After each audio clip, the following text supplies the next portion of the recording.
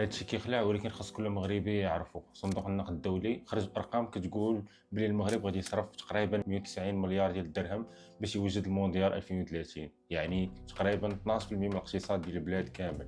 ولكن كاين رقم اخر كيخلع شويه، تقريبا 60% من هاد الفلوس ما غتبقاش في المغرب. علاش؟ حيت غادي نحتاجو تجهيزات ديال التجافي، تكنولوجيا المطارات، مواد خاصه ديال الملاعب، وكلها كتجي من شركات اجنبيه. يعني من كل درهم كيتصرف 60 سنتيم كيمشيو لبرا، وغير 40 كيبقاو في الاقتصاد ديالنا. وزيد عليها منين جاي هاد الفلوس؟ تقريبا 67% منها كريديات من البنوك المغربيه. وهنا كيدخل واحد المشكل اقتصادي سميتو كراودين اوت.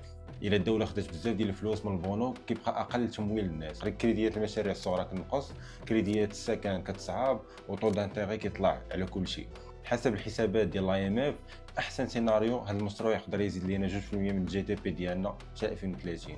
ولكن كاينه الا كبيره، الا طلعوا التكاليف غير ب 30%، وهذا الشيء وقع في اغلب المونديالات اللي دازوا، الدين العمومي يقدر يتزاد ب 3% اضافيه من الجي دي بي بلا حتى شي فائده اقتصاديه حقيقيه. والنتيجه ملاعب زوينين، ولكن ممكن يكونوا خاويين، وديون ممكن حتى ولادنا يخلصوها حتى 2050. السؤال دابا باين، واش المونديال ديال 2030 غادي يكون البدايه اللي تخلي المغرب يزيد لقدام، ولا غير مغامره ب 190 مليار ديال الدرهم ما نقدروش نتحملوها؟